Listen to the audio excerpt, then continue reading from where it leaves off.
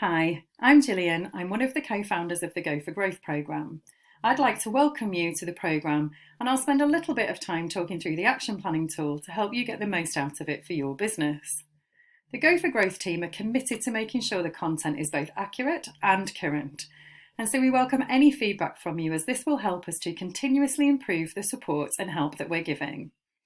The aim of the programme is to help you as an organisation do more and better business within the public sector. If the Go4Growth team can be of any help at any time, you can email us at support@go4growth.co.uk. You can also follow us on Twitter and on LinkedIn, and you can join our Go4Growth Facebook community also, which is dedicated purely to Go4Growth programme members. Above all, we're here to help, so do call on us with any questions you may have. I'll give you a brief overview of the steps you'll take to identify the issues most relevant to your business and how to prioritise them so that you get the most accurate and relevant support and help. Once you've been through the registration process, please log into the programme. And please note, we do ask that everyone reads the terms and conditions and the privacy notice carefully so that you can be completely comfortable with how the data is used to further support your business and to help the public sector be more supportive to SMEs and VCSEs. If you do at any time experience any issues with the registration process, please contact the Go4Growth team on support@go4growth.co.uk. Once logged in, you'll see that the landing page will give you some background and an overview of the kinds of support areas that the programme covers. The next step is to click the About You section. The About You page is where you will answer some brief questions about your organisation. This will help us to tailor your experience and to make sure that the information we give to you is as relevant to your business as possible. Each of the questions has a drop-down list of answers to choose from. Choose the answers that are most relevant to you. The information you give will also help our public sector partners to better understand the SME and VCSE marketplace. Once you have entered all the information that's relevant, you will click on Your Impact at the bottom of the page. This section of the tool contains a number of headline issue areas with a number of detailed issues for you to choose from. In this section, you will determine the support, guidance and help that's provided, so it's important that the issues you choose are the ones that are most relevant to or a priority for your business. For example, you'll see under a heading of Find and Understand Opportunities. You can see that the heading is here, and underneath there is a brief explanation of what the issue statement covers. In the box below, you will see a number of issues that are more detailed and are relevant to the Find and Understand Opportunities. These are called issue statements, and there is an information button to the right-hand side of each of those issue statements. And if you want more information on those issue statements, just click on the I. If you read all of the issue statements for each of the headings, your job is to choose the ones that are most relevant to your business, and you do that by clicking on the plus sign. So if, for example, you're not sure where to find the most appropriate public sector procurement opportunities, you would click to add that one in. Perhaps you're also unsure around the legal terms and conditions in the public sector, and perhaps you're also unsure about whether to decide to actually bid for public sector contracts or not. Once you've chosen your issues, you can choose to prioritise them. So you might decide that it is a bigger priority to determine whether you should bid for public sector contracts or not before the legal terms and conditions, but secondary to finding the most appropriate opportunities. What you'll do is go through each of the headings and choose the issue statements that are most relevant to you. If we choose one from each section then, for example, so on demonstrating competence, I've chosen a need to support to demonstrate the social value that the business contributes to the local community.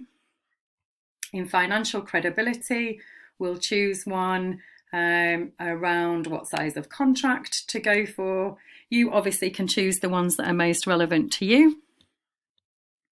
On policies, We will choose one about writing policies, and on bid preparation, I'll choose one around developing bid writing skills, and on partnership opportunities, I'll choose one around where to start on partnership working.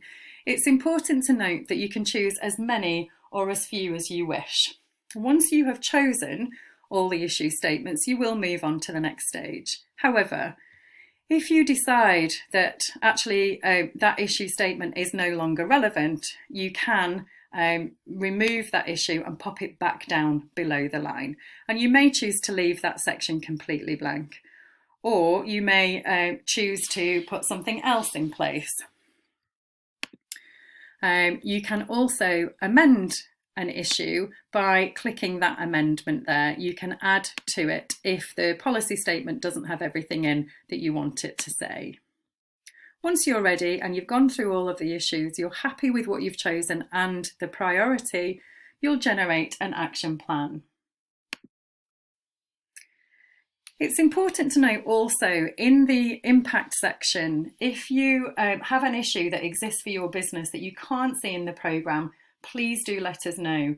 You might not be alone in it, and we are working hard to ensure that the support covers all the areas where help is needed. So do feel free to feed back to us anything that you want to see using support@go4growth.co.uk.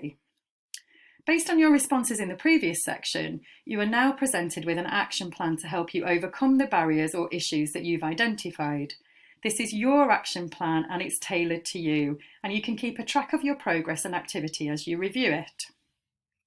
If you want to share the action plan with your people in your organisation so they can collaborate with you on it, you can use the share functionality, which can be found at the bottom of the page. You can also choose to export it to PDF or to print from this section also. You will see the issue that you chose to the left-hand side. And again, you can click on the I button at any time for further information. And what you'll see to the right-hand side is the help and support as appropriate to that particular issue statement that you chose. Support is multi-channel, so there are links to other websites, there are short videos, documents, event information and templates, as well as links to further information that will be helpful. So you can see there's a link there to a short video, there's a link out to another website, there are portals that we will link you to, and there are templates and event information in this particular one as well. There's also some guidance documents and some example documents and places for legal advice also. Each action has a progress bar, and you can keep a note of your progress using this. Once you start working through an issue, you will click in progress. And once you complete the issue, you will click complete. You can also keep notes on the activities that you're undertaking for that issue by clicking on the Add Evidence button, where you can free type the activities or include a link to any relevant documents.